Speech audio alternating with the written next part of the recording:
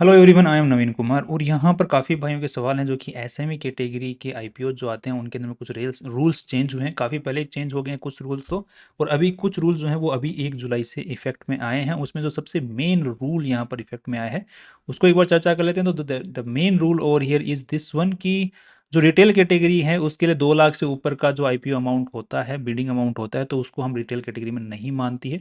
But अभी जो rule change हुए हैं उनके अकॉर्डिंग अगर आप 2 लॉट्स तक अप्लाई करते हो तो आपको रिटेल कैटेगरी में ही माना जाएगा, चाहे आपका ब्रोकर आपको दिखा रहा हो या फिर बोल रहा हो कि एचएनआई में लगाओ। अगर 2 लॉट में लगाना है तो आप एचएनआई के थ्रू लगा दो 2 लॉट में, बट आपको काउंट रिटेल में ही किया जाएगा। ये जो नियम है ये एसएमई आईपीओ के लिए ही बदले हैं, मेन बोर्ड आईपीओज हैं उनके लिए नहीं बदले हैं। उनमें वो सेम रूल्स हैं, 2 लाख से नीचे की फाइलें रिटेल्स में, बाकी ऊपर की फाइलें एचएनआई बीएनएनआई एंड वो जो भी है रूल्स वो सेम नियम्स हैं यहाँ पर। अब यहाँ पे जो सबसे यही मेन सबसे सवाल था कि वो काफ़ी ब्रोकर्स जो हैं वो ये दिखा रहे हैं एचएनआई कैटेगरी के थ्रू लगाओ, तो हमें कोई वहाँ पे इश्यू तो नहीं आएगा। कोई इशू नहीं आएगा। आप 2 लॉट में लगाना, ध्यान रखना, तीसरा लॉट मत लगाना। तीसरा लॉट लगाते हैं आप एसएनआई कैटेगरी में काउंट हो जाओगे, जहाँ पे सिर्फ 15% कोटा ही होता है, क्योंकि रिटेल कैटेगरी में 35% कोटा होता है। राइट, तो उस रिजर्वेशन का फ़ायदा आपको देखने को मिलेगा। नेक्स्ट, अब यहाँ पे जो बाकी भी काफ़ी सारे रूल्स यहाँ पर बदले हैं, बाकी जो प्रमोटर्स हैं उनके लिए बदले हैं। और एक नियम और है अलॉटमेंट के मामले में, जो नियम है वो भी बदल गया। ये तो पहले ही बदल गया था, इफेक्ट में भी पहले ही आ गया था। पहले क्या होता था कि एसएमई कैटेगरी के अंदर में जो आईपीओज होते हैं उनके अंदर में प्रो रेटा बेसिस के ऊपर में, प्रोपोर्शनेट बेसिस के ऊपर में अलॉटमेंट होता था। कि आपने अगर एसएनआई कैटेगरी है, सॉरी, जो एचएनआई कैटेगरी है या फिर एनआईआई कैटेगरी, जो एक ही सेम ही बात है, अगर उसमें आपने आईपीओ की फाइल लगाई है जिसमें 14% रिजर्वेशन रहता है एनआईआई कैटेगरी के लोगों को, उसमें अगर आपने बहुत ज़्यादा फाइलें लगा दी हैं या फिर आपने हाईएस्ट अमाउंट ऑफ फाइलें लगाई हैं तो आपके अलॉटमेंट के चांसेस बढ़ जाते थे।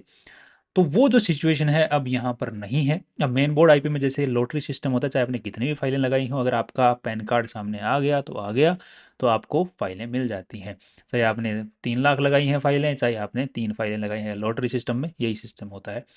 तो उसमें अब लॉटरी सिस्टम ही यहाँ पर लागू हो गया है एचएनआई कैटेगरी के लिए। रिटेलर्स वालों की तरफ पहले ही यही लॉटरी सिस्टम ही था, और एचएनआई के लिए भी वही चालू हो गया। और बाकी क्यूआई भी वो डिफरेंट कैटेगरी है, एक पूरी की पूरी, उसमें भी अलग से सिस्टम चलता है।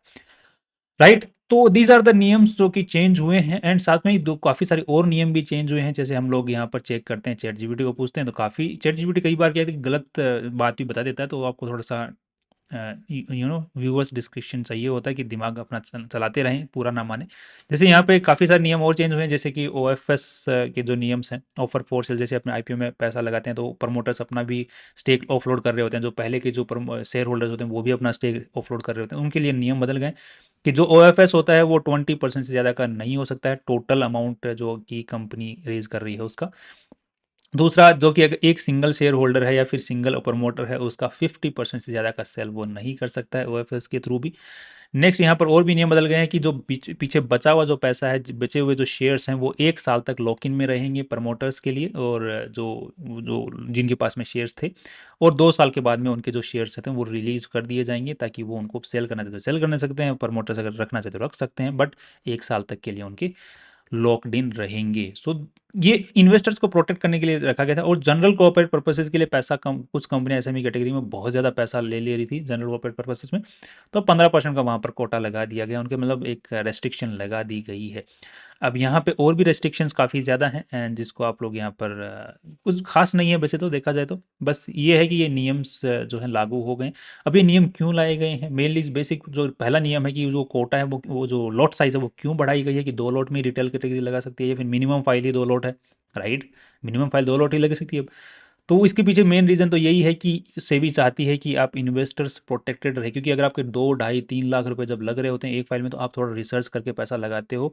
और अभी क्या है कि बहुत ही नॉर्मलाइज हो गया था, आईपीओ जैसे धड़ल्ले से एसएमई कंपनी के काफ़ी सारे आईपीओ आ रहे थे, कुछ तो डबल खुल रहे थे, कुछ 3 गुना, कुछ 4 गुना तक खुल रहे थे, और कुछ ही खुल रहे थे ऐसे तो, बाकी तो कितने ही आईपीओ जो एसएमई कैटेगरी में आए हैं वो अभी आधे से 70% 80% तक टूट चुके हैं, तो वहाँ पर भी लोगों का पैसा फंसा पड़ा है, वहाँ भी टूटे पड़े हैं।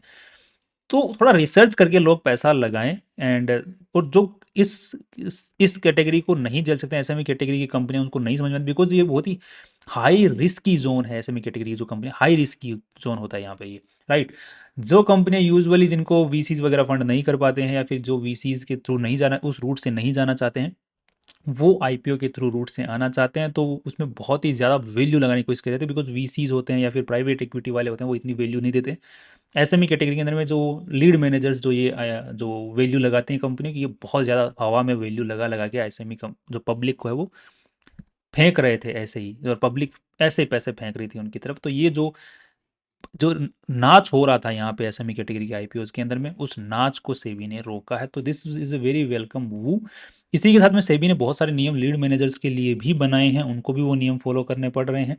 एंड रिटेलर्स को भी प्रोटेक्ट करने की यहाँ पे कोशिश की गई है, और प्रमोटर्स को भी यहाँ पे काफ़ी नियम लगा के उनको भी बांधने की कोशिश की गई है। और यहाँ पर एक चीज़ और रखी गई थी कि जो आईपीओ से जितने भी पैसा उठ रहा है, उसको जो प्रमोटर्स अगर उन्होंने अपनी कंपनी को लोन दे रखा है, तो वो सोच रहे थे कि एक बार शुरू में एक बार लोन दे देता हूँ अपनी कंपनी को, जिससे कि बैलेंस शीट की साइज़ बढ़ जाएगी, और फिर आईपीओ से पैसा उठ जाएगा, और फिर वही पैसे से आईपीओ के पैसों से मैं खुद का लोन खुद वापस चुका लूँगा। तो ये थोड़े से टाइम की बात है। तो एक लीगल मूव था, तो इसको सेबी ने काट दिया कि नहीं भाई, तुम आईपीओ के पैसों से जो है अपना पेमेंट नहीं कर सकते। अगर बैंक का कोई पेमेंट आपको करना है, जैसे डेट आपने ले रखा है, राइट, कर्जा ले रखा है, तो वो कर्जा आप इससे चुका सकते हो, बट खुद का कर्जा नहीं चुका सकते जो आपने दे रखा है, या फिर शेयर होल्डर्स ने दे रखा है, या फिर किसी और ने दे रखा है, जो रिलेटेड पार्टी है उन्होंने दे रखा है, तो वो कर्जा नहीं चुक पाएगा।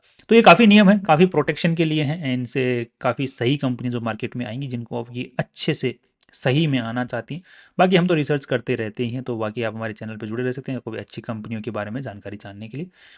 That's all. काफ़ी फिर भी आपका कोई अगर सवाल रह जाता है, तो आप हमें कमेंट सेक्शन में कमेंट कर सकते हैं। We will definitely reply over there regarding this topic, right. I hope आपके सवाल जो हैं इस मामले में क्लियर हो गए होंगे। That's all. See you tomorrow.